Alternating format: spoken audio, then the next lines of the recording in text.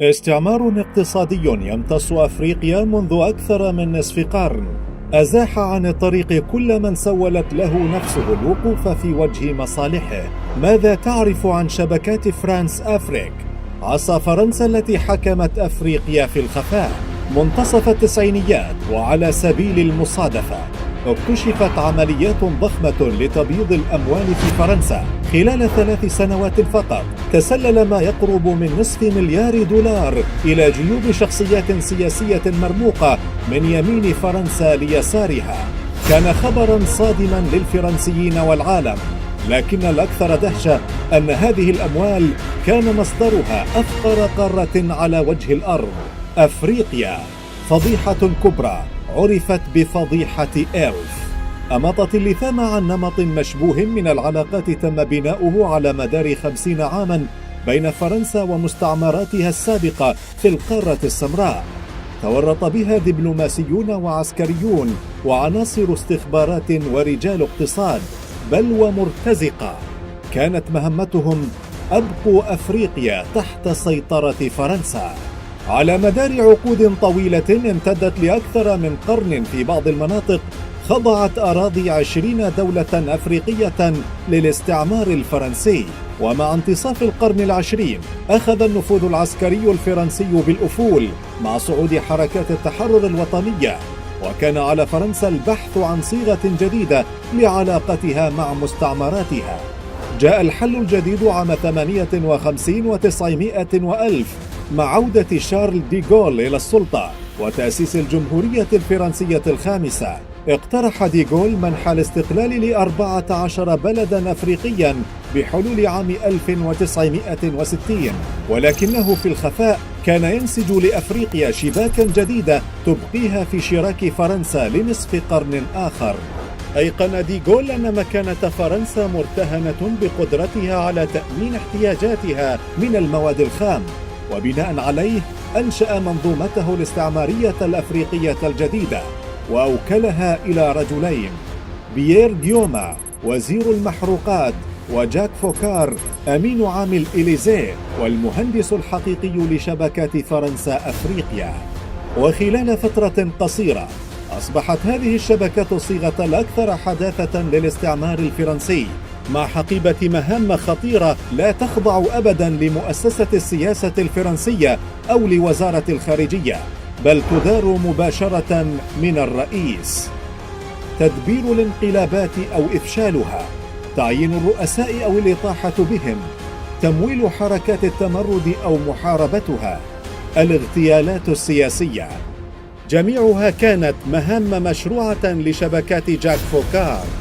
ضربة البداية كانت في غينيا التي حصلت على استقلالها عام 1958 بفضل رئيسها أحمد سيكيتوري المناهض لفرنسا.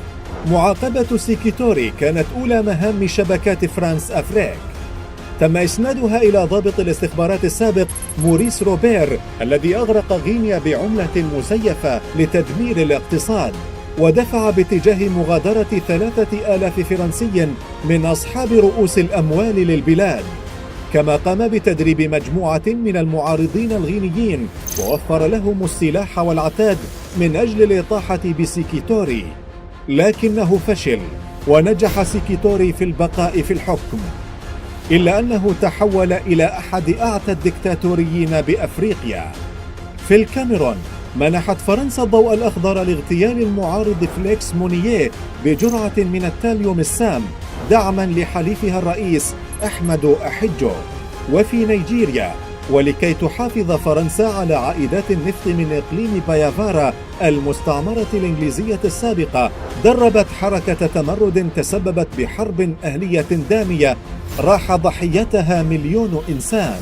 أما في بنين فقد دبر مساعد جاك فوكار السابق تدخلا فاشلا للإطاحة بالرئيس ماثيو كريكو، مستعينا بجيش من المرتزقة بقيادة بوب دينارد الملقب بكلب الحرب. وقد تم تدريب هذا الجيش بأكمله في الجابون التي كان لها نصيب مؤلم جدا من العصي الفرنسية. تعد الجابون النموذج الأشد تعبيرا عن النفوذ الذي تمتعت به شبكات فرانس أفريك. فقد نصب الفرنسيون ليون إمبا رئيسا، وتدخلوا بفرقة عسكرية لإعادته إلى السلطة بعد الانقلاب عليه عام 1964، ثم تولوا حمايته من خلال تدريب حرس رئاسي جابوني، وهندسوا تعديلا دستوريا تم إقراره في سفارة الجابون بفرنسا صعد بموجبه عمر بونغو إلى منصب نائب الرئيس، ليقفز بعدها مباشرة ودون انتخابات إلى مقعد الرئاسة عام 1967. لم تختلف الأمور كثيرا في أفريقيا الوسطى التي استضافت إحدى أكبر القواعد العسكرية الفرنسية في القارة، فقد دعمت فرنسا انقلابا قاده الضابط غريب الأطوار جان بيدل بوكاسا الذي نصب نفسه امبراطورا على البلاد أسوة بنابليون. ومع تذمر القادة الأفارقة من أنشطة بوكاسا، اضطرت فرنسا للإطاحة به عبر عملية شبه عسكرية عرفت باسم عملية باراكودا، وأعادت سلفه دافيد داكو إلى السلطة.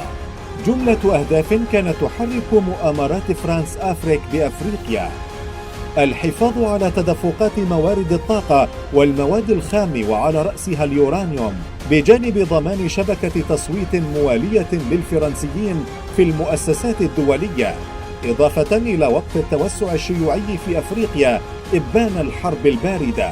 لكن مصالح الدولة ليست كل ما في الأمر. خيوط اللعبة امتدت إلى شبكة من المصالح الخاصة والرشاوى المالية، تدفقت إلى جيوب الموالين من الزعماء الأفارقة، وطالت خزائن الرؤساء الفرنسيين مثل جيسكار ديستان وفرانسو ميتران وجاك شيراك. ولعبت الشركات الفرنسية في أفريقيا دور ذلك الجسر المشبوه لعبور الأموال بين تلك الشبكات، وعلى رأسها شركة إلف أكتين النفطية التي امتلكت شبكة استخباراتها الخاصة.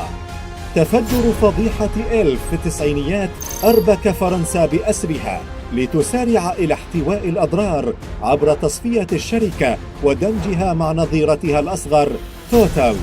عقب ذلك بدأ أن نفوذ فرنسا ينحسر في أفريقيا، وأن ميزان القوى مال إلى صالح القادة الأفارقة الذين اغتنموا الفرصة لشراء الولاءات السياسية في باريس.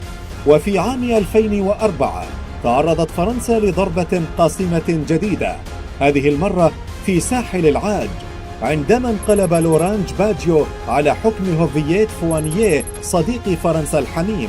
اشتعلت حرب حقيقية مع قصف باجيو للقوة الفرنسية في البلاد وقتله 9 جنود، ثم ردت فرنسا بتدمير سلاح الجو الإغواري، واشتعلت توترات غير مسبوقة بين البلدين بخروج أنصار باجيو لمواجهة الجيش الفرنسي في شوارع باريس. جميع التطورات كانت تشير إلى أن الشبكات التي أسسها جاك فوكار باتت على مشارف الموت، إلا أن ذلك لم يكن يعني أبدا نهاية هيمنة فرنسا على أفريقيا. ففي ساحل العاج نفسها كانت المجموعة الفرنسية تواصل تعزيز نفوذها في البلاد، وعلى رأسها الشركات التابعة للصناعي الفرنسي واسع النفوذ فينسون بلوري الذي أسس إمبراطورية نفوذ غير مسبوقة في دول خليج غينيا. مبعوث استعمار الشركات.